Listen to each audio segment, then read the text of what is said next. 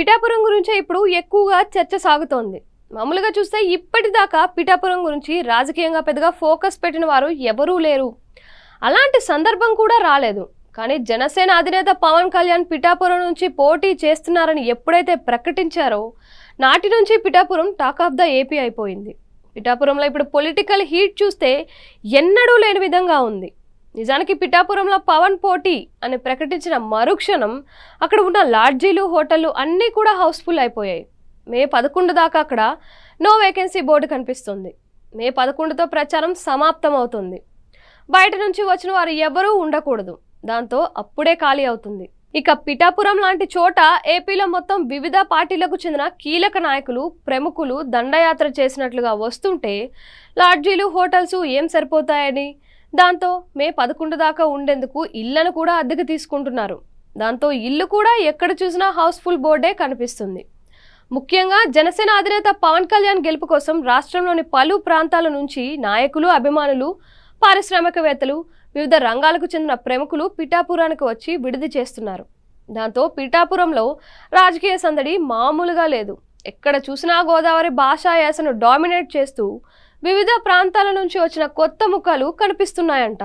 పవన్ కోసం పెద్ద ఎత్తున బెటాలియన్స్ దిగిపోతున్నాయని స్థానికులు చెప్తున్నారు.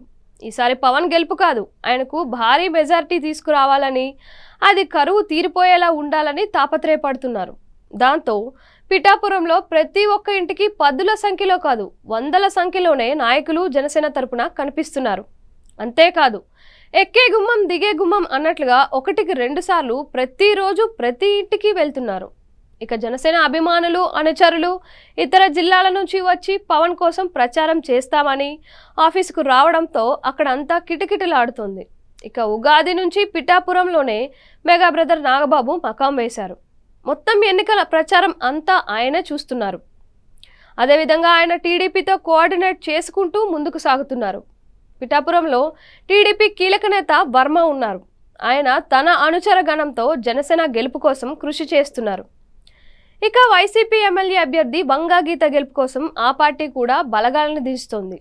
ఇతర జిల్లాలకు చెందిన కీలక నేతలు అంతా పిఠాపురం వస్తున్నారు.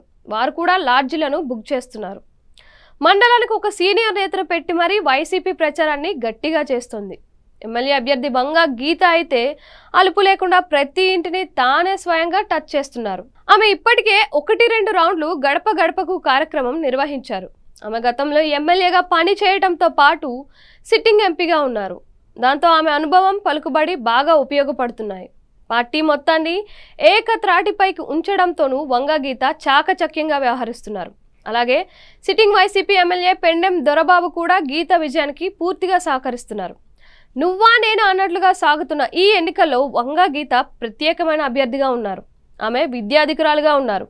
దేశంలో పెద్ద సభలు అయిన 2 చట్టసభలు అంటే లోక్సభ, రాజ్యసభల్లో ఆమె పనిచేసిన అనుభవం కలిగి ఉన్నారు. అలాగే జడ్పీ చైర్మన్గా చేశారు. ఒకసారి అసెంబ్లీకి ఎమ్మెల్యేగా గెలిచారు. అది కూడా పిఠాపురం నుంచే.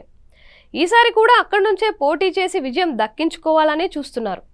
ఆమెకు ఉన్న మరో పేరు ఓటమి ఎరగని లేడీ లీడర్ అని. ఈ సెంటిమెంట్ ఈసారి కూడా వర్కౌట్ అవుతుందని ఆమె భావిస్తున్నారు.